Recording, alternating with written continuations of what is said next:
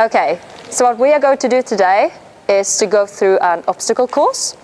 The reason why I've chosen this is because there are many different ways of approaching an obstacle course, and I would like for you to use your cognition, your thinking, to try to figure out a way for yourselves how to cross this. I only have a few per set of rules for the benches. The only rule I got here is that you are not to touch the ground. You are to stay on the benches, okay? And the same goes for the hula hoops. You are not to touch the ground around the hula hoops. And as for the balls, you can see that you are going to use the balls and dribble them through the cones. And the most important part is that you can go whichever way you like, but you ought to put the ball back to the start position. And in order to do that, remember to drive on the left-hand side. Okay, so don't go to the right side while you go back. And the same goes for the basketballs, where you are to dribble them all the time.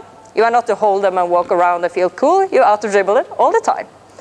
When we go through these mats over here, you can actually choose however you like to approach these. You can jump on them, you can sleep on them, roll, whatever you like. And for these chairs, a bit odd thing to use here, but we didn't have hurdles. So here you can also choose if you would like to jump over them, you could do that, crawl underneath. So there are many ways of doing it. So you could just form a line and go through the whole hoop, okay? Try not to walk into each other. Yeah?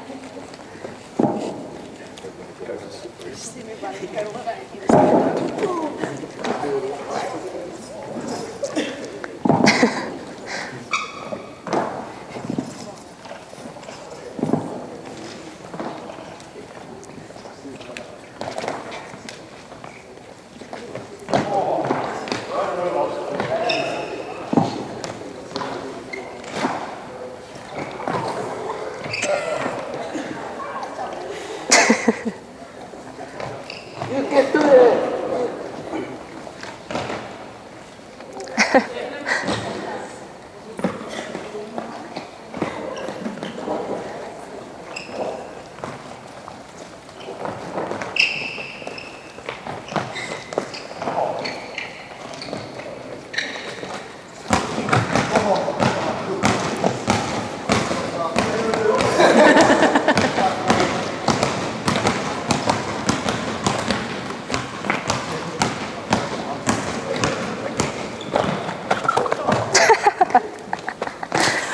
Nice one. Yeah, but you have to do the chairs first. Yeah.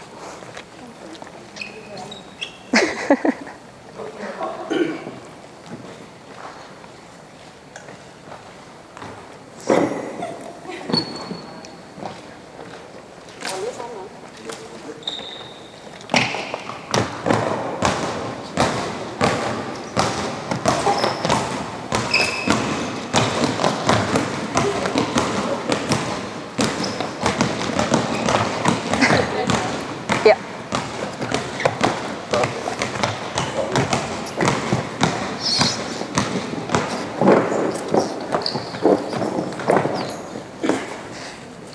Okay, so once you're done, you can just go another round.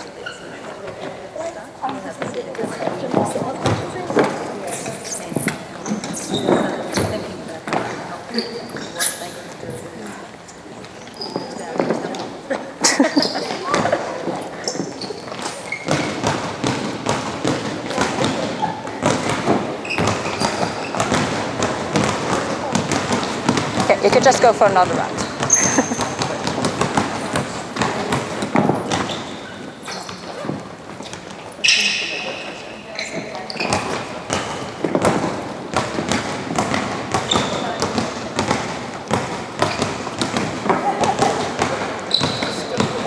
Yeah, through those.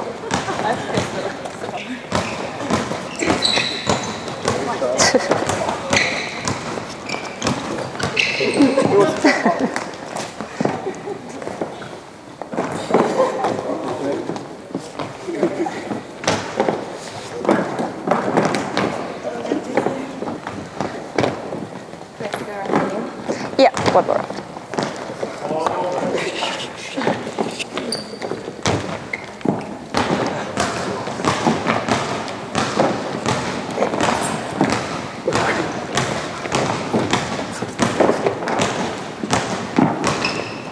After your second round, you may just wait over here.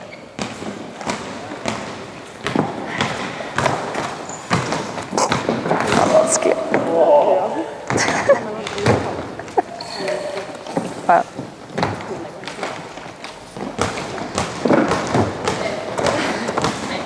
If possible, you might put a little bit more speed into it.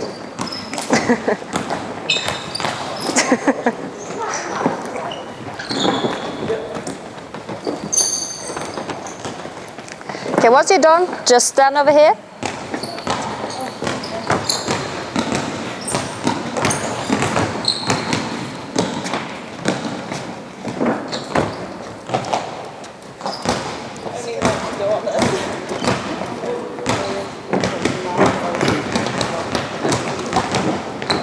Okay, once you're done, you can just stand over here and wait.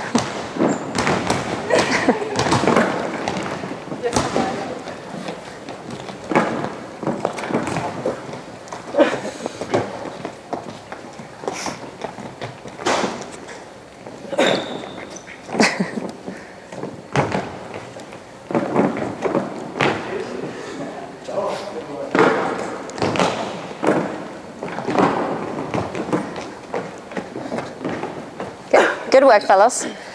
Okay, so now you used a lot of different parts of your body. Sometimes you had to use the whole body. But do you know what you actually did during this obstacle course? I think strategies to move around different objects. Yeah? Did you, for example, need balance to do this? Yeah. Yep. Some sort of rhythm through the hula hoops, maybe? Spatial rotation or orientation, if you like. And visual stimulus, as in hand, eye, and eye, foot. For example, with the balls. Those are the critical features of coordination exercises, which means that all of the activities you are doing now are based on those 5 elements. Now that you are aware, I would like you to do this round again, but this time I would like for you to do it as fast as you possibly can. 1 round. Once you've done it, you can just stand over here and wait. Are there any questions? No. We good? Okay. Then.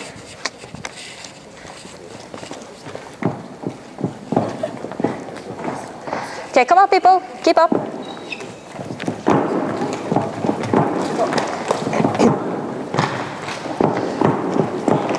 Try to do it as fast as you possibly can.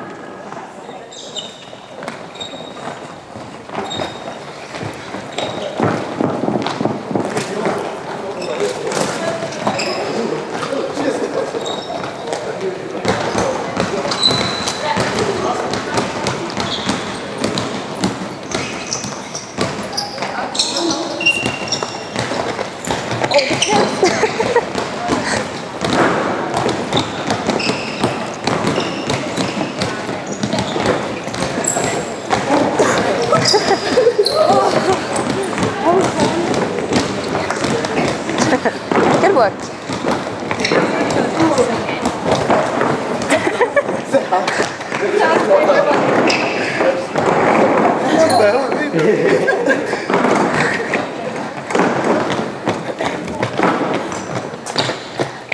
Okay, good job, people. We're starting to see you sweat a little bit. So I saw a lot of funny, different approaches to do this. For example, one of you chose to move the chairs in order to do it faster. So there are many ways of doing this. Did you feel any difference? You have to focus more. Yeah? To do it so fast. Was it more difficult to use all the different rhythm and balance and all that stuff in order to do the obstacle course? A little bit? Yeah. I think through trial and error, having done it previously, you kind of learn how to strategize. So you're almost thinking before you get to it what you're doing. You use your cognition more in order to do so. Yeah. 10 minutes. Yeah. Well, that's all I had. But I would like to ask you if you actually learned something today. Did you think the obstacle course was fun, or was it too difficult some places, or was it okay? Yeah, of course, there are many different ways of making an obstacle course, so you can basically use anything you like. But thank you for joining anyway, it was fun.